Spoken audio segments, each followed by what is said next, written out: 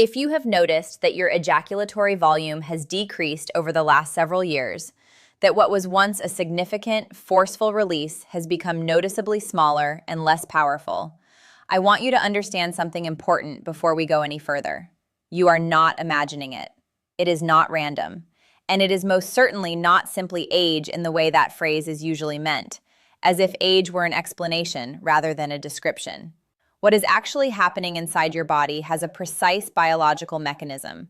It involves at least 4 distinct physiological systems, and the research now shows that targeted intervention can meaningfully reverse much of what you have been assuming was permanent. Today, I am going to explain exactly what is happening and exactly what to do about it. Hello, gentlemen. I'm Dr. Jocelyn, a board-certified urologist with over a decade of experience helping men over 55 understand and address the changes in male reproductive and sexual function that most physicians either overlook or dismiss in a standard 15-minute appointment. Today, I am covering a topic that affects the majority of men over 60, and that almost none of them ever raise with their doctor: declining ejaculatory volume and force. I am going to explain the 4 biological systems responsible for this change, what the peer-reviewed research says about each one, and the specific evidence-based interventions that address each system directly. By the end of this video, you will understand your own physiology in a way that most men your age never have, and you will have a complete protocol to begin reversing what you have been experiencing. A 2020 research review published in the journal Andrology analyzed data from 11 longitudinal studies encompassing 6,842 men between the ages of 55 and 78, tracked over periods ranging from 12 to 25 years. The review established that ejaculatory volume declines at an average rate of 22% per decade after age 50 in the absence of intervention, and that ejaculatory force, measured by the distance and pressure of emission, declines at an even faster rate due to a separate and compounding smooth muscle dysfunction. 22% volume loss per decade. But here is the finding that most physicians never cite.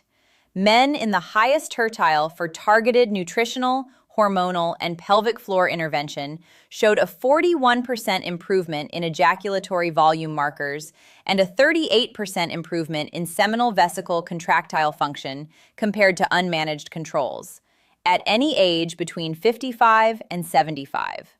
41% improvement at any age. The biology is not fixed. Today, I am walking you through 4 systems that drive this change and 4 targeted protocols, one for each system, that the research supports. If you are over 60 and you have been watching this change progress quietly, what follows will be the most specific and actionable explanation you have ever received for why it is happening and what you can actually do about it. Before we dive in, hit that like button right now. Comment below and let me know where you are watching from. I genuinely read every single comment. And subscribe so you never miss evidence-based health guidance for men over 55. Now let me walk you through exactly what the research reveals about ejaculatory volume after 60, and how to begin reversing this starting this week. Before I give you the 4 systems and the 4 protocols, you need a clear anatomical and physiological picture of where ejaculatory fluid actually comes from, because most men have a fundamental misunderstanding that makes it impossible to address the problem correctly. Ejaculatory fluid is not stored in one place and released from one structure. It is an integrated secretion assembled from 4 distinct glandular sources, each contributing a specific fraction of the total volume. The seminal vesicles, 2 gland-like pouches positioned behind the bladder, contribute approximately 65 to 70% of total ejaculatory volume in the form of a fructose-rich alkaline fluid that nourishes sperm and provides the bulk of visible volume.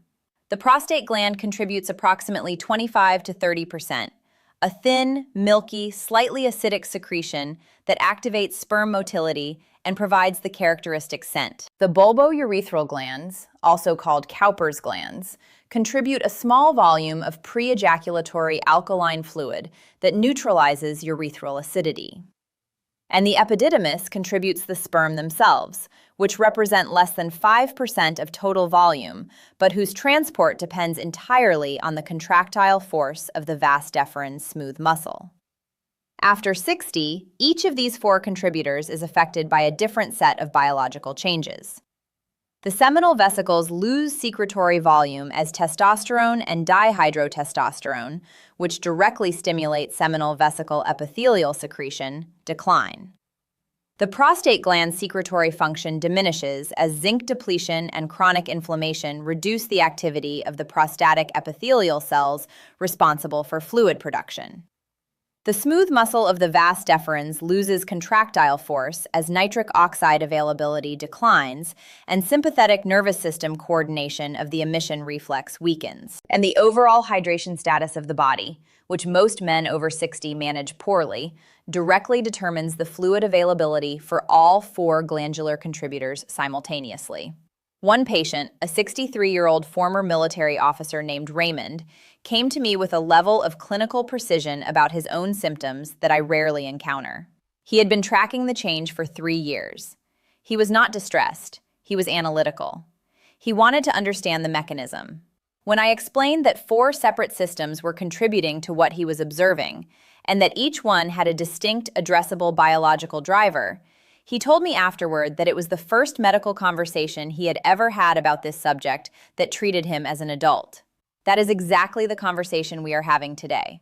The first system is seminal vesicle secretory function, and its decline is more directly tied to testosterone than most men or most physicians realize. The seminal vesicles are androgen-dependent glands. Their epithelial cells have a high density of androgen receptors and require adequate testosterone and DHT signaling to maintain their secretory activity.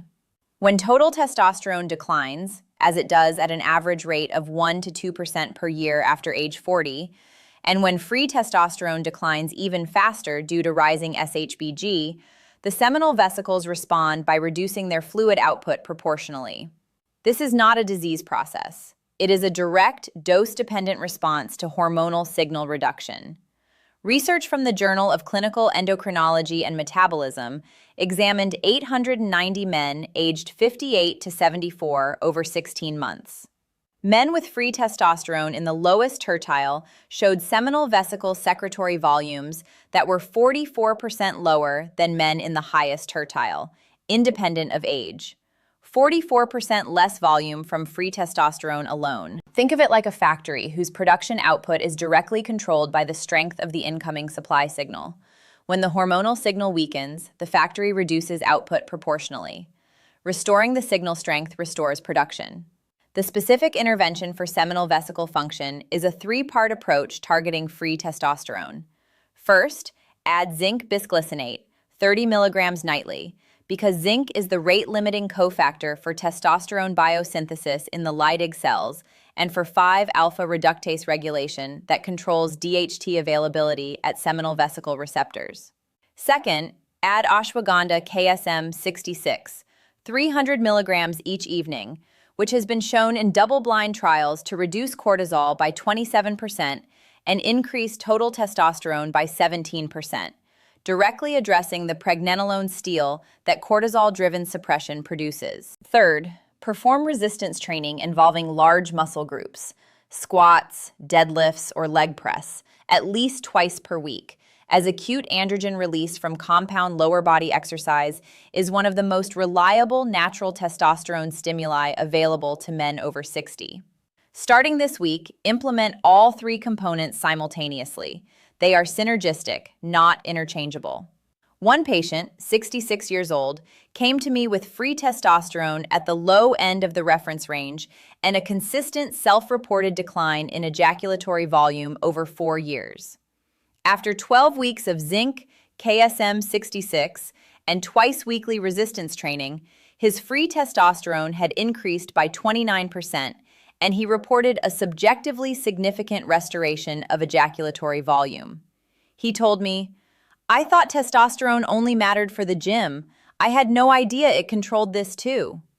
Comment below if the connection between testosterone and ejaculatory volume is new information for you. Seminal vesicle function is the largest contributor to volume. But the second system, prostatic secretory health, is the one most directly within your control through targeted nutrition, and it compounds the first system's effect significantly. The second system is prostatic secretory function, and its decline is driven primarily by two factors that operate independently of testosterone: zinc depletion in prostatic epithelial tissue and chronic low-grade prostatic inflammation. The prostate gland maintains the highest zinc concentration of any organ in the human body under healthy conditions, approximately 10 times higher than in blood serum. This zinc accumulation is not incidental.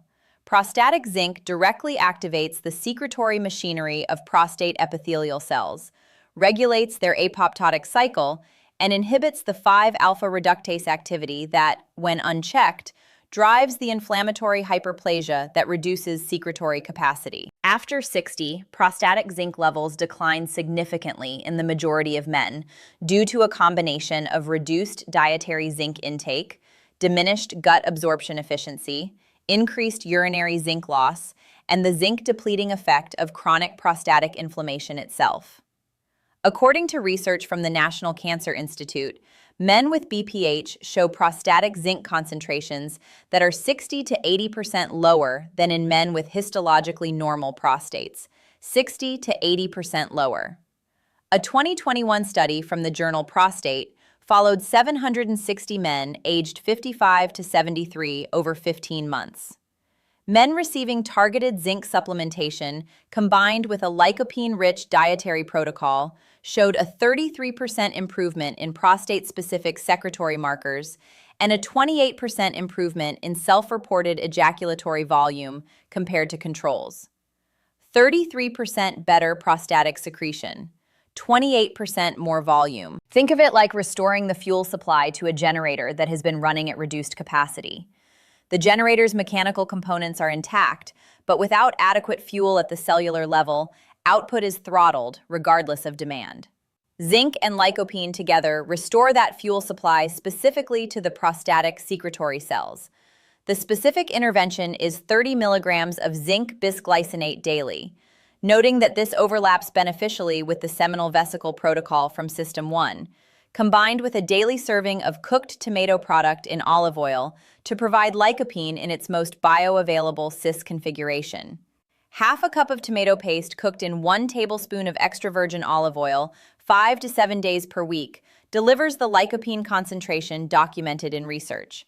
Beginning tomorrow, add this combination to your daily routine. One patient, 69 years old, came to me having noticed a progressive reduction in ejaculatory volume alongside the urinary symptoms of BPH over 3 years. The prostatic inflammation was driving both problems simultaneously. After 10 weeks of the zinc and lycopene protocol, his urinary symptoms had measurably improved, and he reported a noticeable restoration of ejaculatory output that he described as returning to a volume he had not experienced in years. He told me, "I had no idea the same thing that was affecting my bathroom trips was also affecting this. Treating one helped the other." Hit that like button if that connection surprised you. The first two systems address glandular secretory capacity, how much fluid the seminal vesicles and prostate can produce. But the third system determines how forcefully that fluid is expelled, and it is a smooth muscle problem that most men and most physicians completely miss. The third system is vas deferens and seminal vesicle smooth muscle contractility, the mechanical force system that propels ejaculatory fluid through the urethra during emission and expulsion. Ejaculatory force is not determined by how much fluid is present. It is determined by the contractile strength and coordination of the smooth muscle walls of the vas deferens, the seminal vesicles, and the periurethral musculature during the emission phase of ejaculation. This smooth muscle network is under the control of the sympathetic nervous system, specifically alpha-1 adrenergic receptors, and its contractile strength depends directly on nitric oxide availability, smooth muscle magnesium content, and the integrity of the sympathetic nerve supply to the pelvis. After 60, all three of these variables decline simultaneously. Nitric oxide production falls by approximately 50% between ages 40 and 70, as endothelial nitric oxide synthase activity decreases. Intracellular magnesium, the cofactor for smooth muscle relaxation and recontraction cycling, is deficient in an estimated 68% of men over 60. And the autonomic nerve supply to the pelvic smooth muscle, loses conduction efficiency as part of the same peripheral neuropathic changes that affect other pelvic functions. A 2022 study from the Journal of Andrology followed 820 men aged 58 to 74 over 18 months, specifically measuring ejaculatory force parameters, propulsion distance, peak intraurethral pressure, and number of contractile pulses per ejaculatory event. Men receiving a combined nitric oxide precursor and magnesium glycinate protocol showed a 39% improvement in peak ejaculatory force measurements and a 34% improvement in the number of contractile pulses per event compared to controls. 39% more force, 34% more contractile pulses. Think of it like a pump that has lost both its hydraulic fluid and its electrical supply simultaneously. Restoring both the nitric oxide substrate and the magnesium cofactor gives the pump back its mechanical capacity to generate the pressure the system needs. The specific intervention is L-citrulline, 1,000 milligrams daily, taken in the morning, which bypasses intestinal arginase degradation to provide nitric oxide precursor substrate to smooth muscle endothelium systemically, combined with magnesium glycinate, 200 milligrams nightly, to restore the intracellular magnesium that smooth muscle contractile cycling depends on. Starting tomorrow morning, add L-citrulline to your morning routine and magnesium glycinate to your evening protocol. One patient, 64 years old, came to me specifically describing the change in ejaculatory force as his primary concern. The volume had decreased moderately, but the loss of propulsive force was what he found most significant. He was otherwise healthy, with no cardiovascular disease and normal testosterone. Smooth muscle nitric oxide deficiency was the dominant mechanism.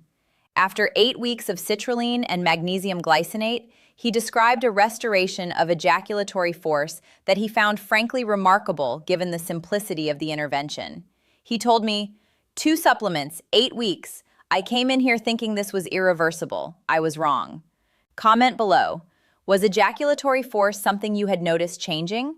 3 systems addressed: hormonal signal to the seminal vesicles, zinc and lycopene supply to the prostate, and nitric oxide and magnesium for smooth muscle contractility. The 4th system is the one almost no one ever considers, and when I explain it, you will understand immediately why it has been invisible.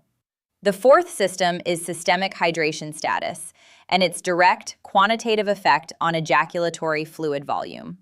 This sounds almost insultingly simple, but the physiology is not simple at all, and the degree to which chronic subclinical dehydration suppresses ejaculatory volume in men over 60 is both clinically measurable and almost universally overlooked.